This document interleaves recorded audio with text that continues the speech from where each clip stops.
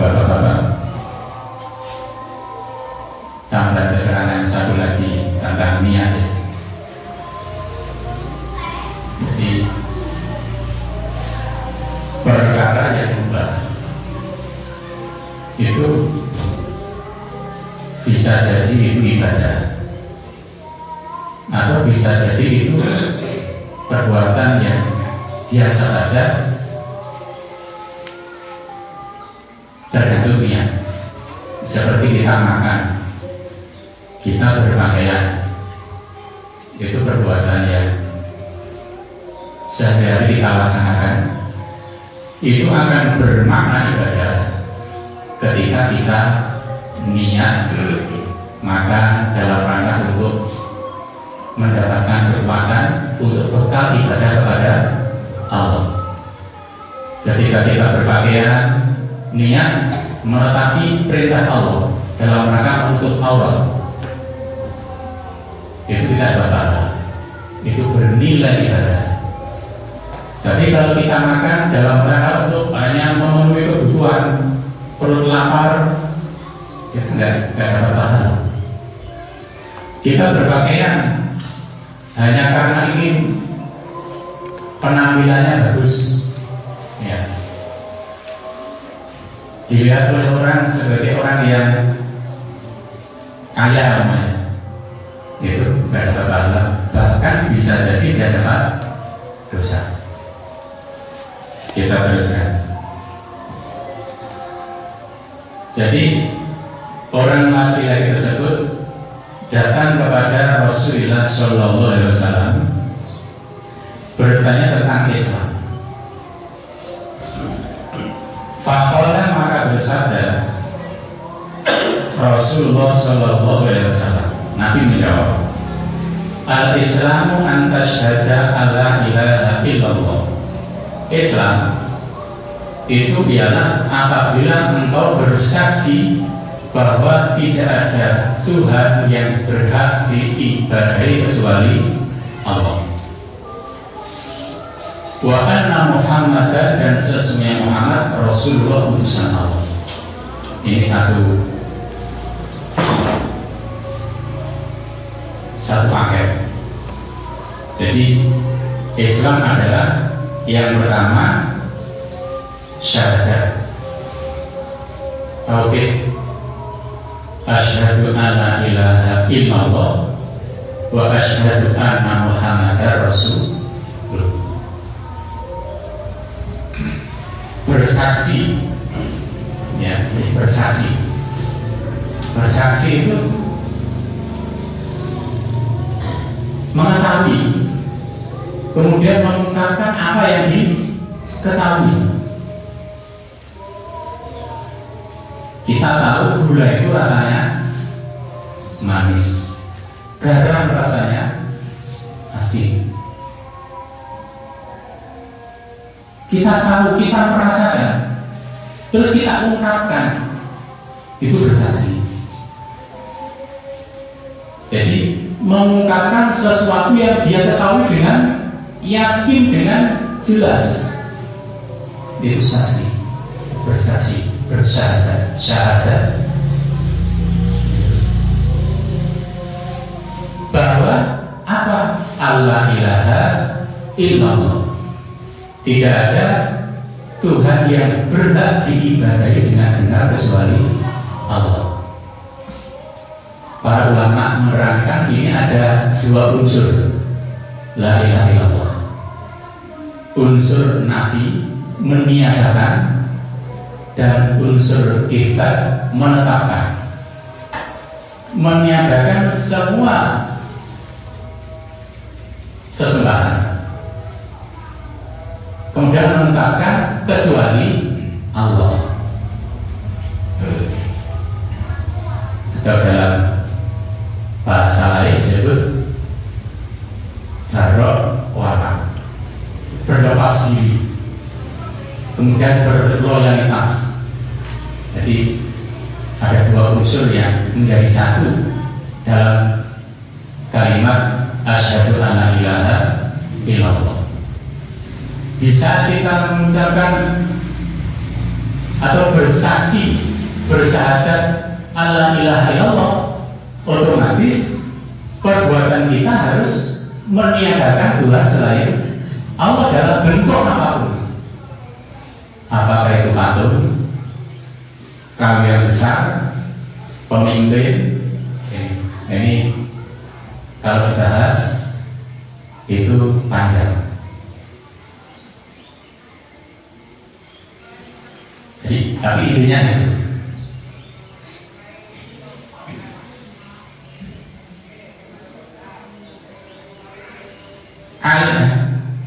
Imam, paman ya, paman Rasulullah SAW itu kan kalau kita membaca hadis oleh Nabi itu sudah diajari, sudah diperintahkan untuk mengucapkan kalimat la ilaha illallah. Ya ami wa imamah, ucapkan la ilaha illallah.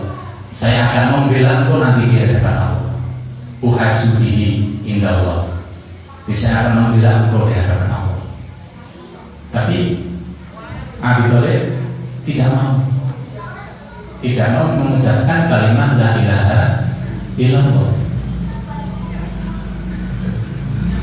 Dia konsisten, istiqomah dalam keakhiran, sehingga boleh mati dalam keadaan tidak bertauhid, tidak mengucapkan kalimat la ilaha illallah. Nah, orang sekarang itu banyak yang mengucapkan kalimat la ilaha illallah, tapi prakteknya masih syirik.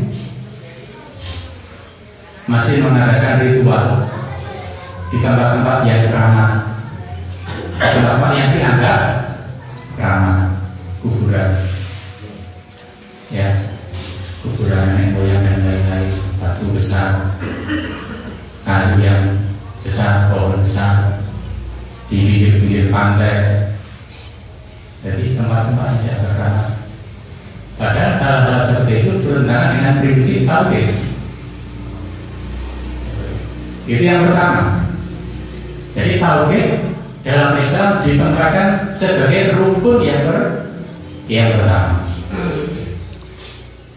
Ini menentukan, karena dengan hilangnya ini hilang semua. Nah, disebut dalam ajaran dunia Islam ala khamsin. Islam itu ibarat bangunan dan tiangnya atau pilarnya ada 5. Yang pertama syahadat. Syahadat tidak bisa dipisahkan antara asyhadu alla ilaha illallah dan wa asyhadu anna Muhammadar Rasulullah. Tidak bisa dipisahkan. Konsekuensi kita sebagai orang yang bertauhid, kita tidak beribadah kecuali kepada Allah dalam bentuk apapun, berdoa, nazar, sumpah dan lain-lain. Konsekuensi dari kita bersaksi bahwa kita mengakui Muhammad sebagai Rasulullah. Rasul kan pembawa risalah, pembawa berita dari Allah, pembawa aturan-aturan dari Allah. Kita mengakui Muhammad adalah pembawa peraturan dari Allah. Konsekuensinya apa? Kita tidak beribadah kecuali dengan cara yang dituntunkan oleh Rasulullah Shallallahu Alaihi Wasallam.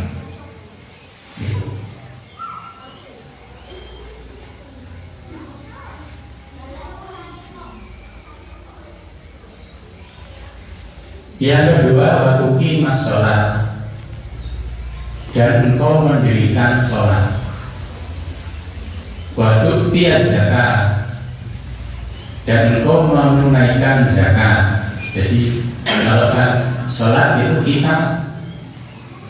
kita ketahui di sini maknanya tuqima, aqoma yuqimu, iqamatan. Jadi menegakkan, tegak. Jadi bukan sekedar kita mengerjakan sholat, tapi wa tuqimu as-sholat. Kamu menegakkan sholat. Kenapa? Banyak orang sholat,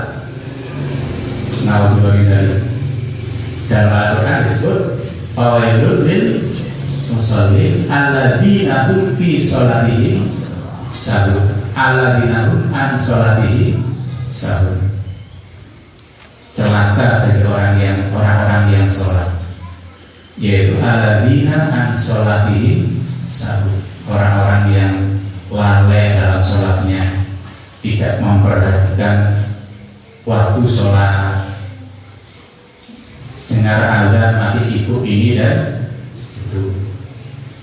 Di saat sholat juga tidak memperhatikan tata cara atau rukun sholat, kekhusyukannya tidak diperhatikan. Maka di sini disebut waktu imas sholat, engkau menegakkan sholat, bukan cuma mengerjakan sholat, tapi sholatnya itu tegak, dikerjakan dengan berjamaah kalau laki-laki.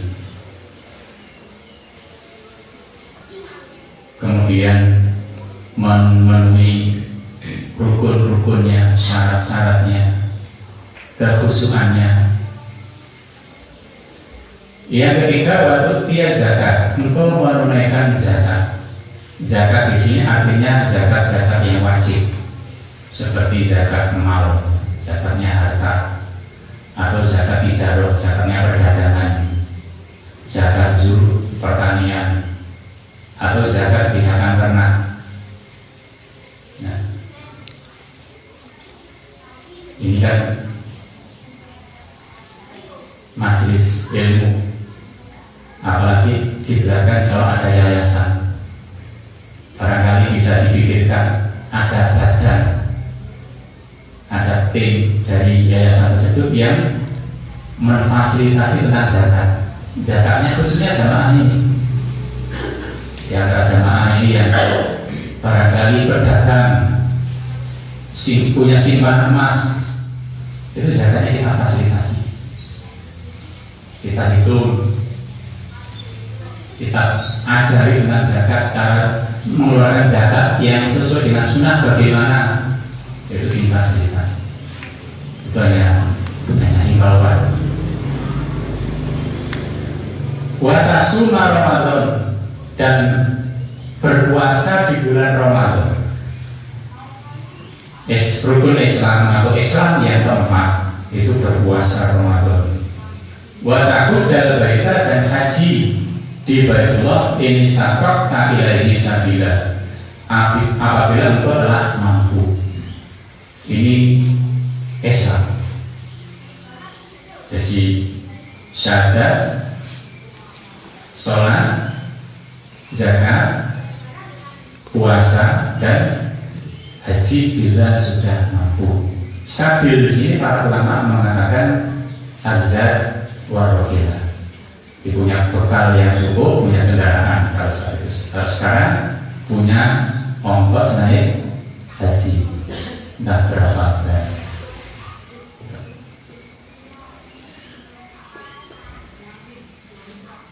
Kalau berkata orang laki-laki tersebut, saudara, engkau benar.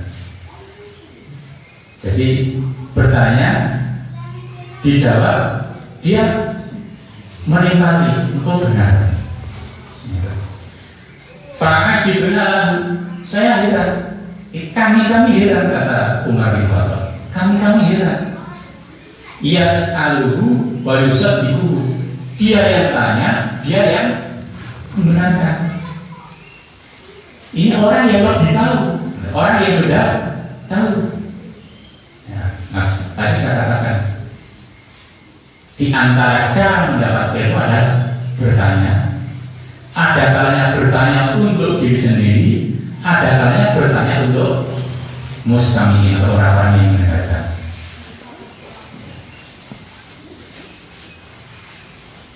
Qala berkata orang laki-laki tersebut, fa'akhbirni anil iman, ajarilah aku tentang iman. Sekarang tolong saya ajari tentang iman. Iman itu apa? Jadi tadi Islam, sekarang iman. Qala bersabda Nabi Muhammad Sallallahu Alaihi Wasallam, antu'mina billahi wa malaikatihi wa kutubihi wa rusulihi wal yaumil akhir wa tu'mina bil qadari khairihi wa syarrihi. Iman itu adalah engkau percaya kepada Allah, percaya kepada malaikat-malaikatnya Allah, dipercaya terhadap Allah, wujud Allah, sifat-sifat Allah, asma-asma Allah. Yang kedua percaya kepada malaikat. Allah punya malaikat. Percaya kepada kitab-kitab Allah. Allah pernah menurunkan kitab, mulai kitab yang diturunkan kepada Nabi Ibrahim, kepada Nabi Musa, Nabi Isa, Nabi Daud, dan Nabi Muhammad Sallallahu Alaihi Wasallam. Wa rusuli dan rasul-rasulnya. Jadi engkau beriman bahwa Allah mengutus para rasul. Di samping Allah punya malaikat yang punya tugas-tugas tertentu, juga Allah mengutus para rasul dari kalangan manusia. Wal yaumil akhir, dan percaya terhadap hari akhir, hari yang akhir, percaya terhadap hari akhirat, bahwa manusia itu tidak hanya terbatas di dunia ini saja, nanti ada akhirat, diawali dengan alam kubur. Diawali dengan alam kubur. Itu kata Utsman, hadis dari Utsman, awalu manazil akhir.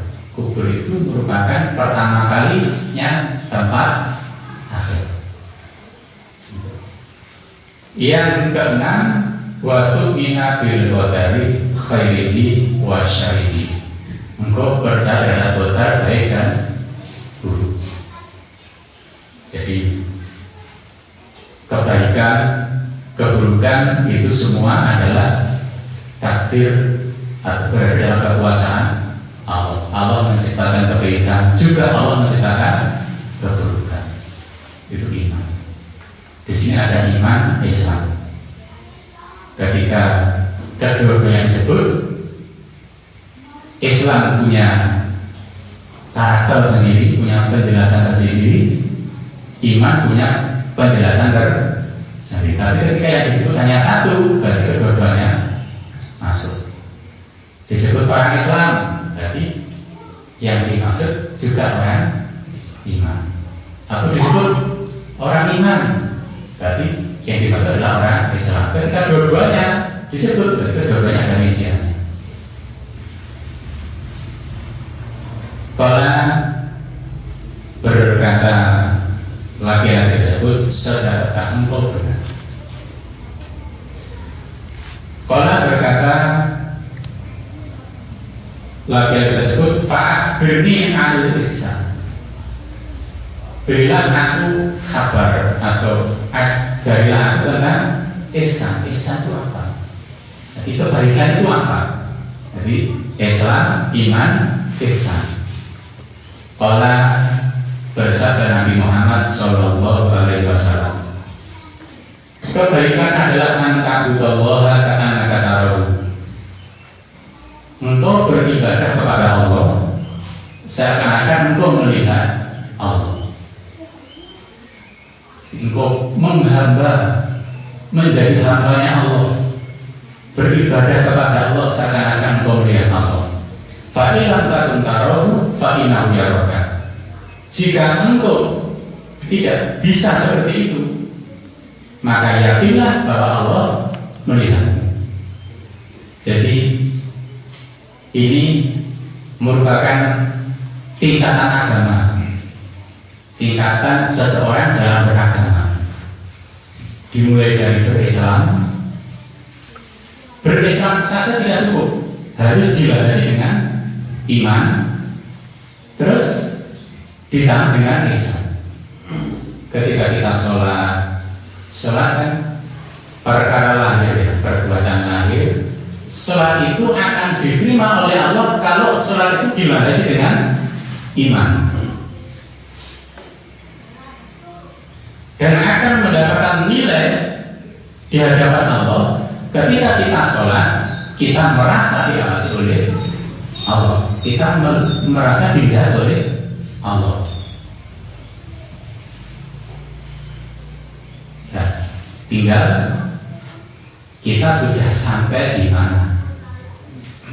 Beragama kita itu masih berislam atau sudah berislam dan beriman, atau sudah mencapai tingkatan berislam, beriman, berihsan. Dan kita yang bisa menjawab. Kalau belum, mari kita sama-sama belajar untuk mencapai itu. Mudah-mudahan Allah memberikan pertolongan. Amin.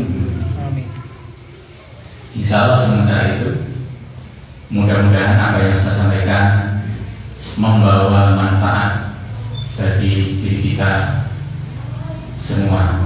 Amin. Ada kurang lebihnya, mohon maaf yang sebesar-besarnya. Kita tutup dengan doa kafaratul majlis. Subhanallah. Assalamualaikum warahmatullahi wabarakatuh.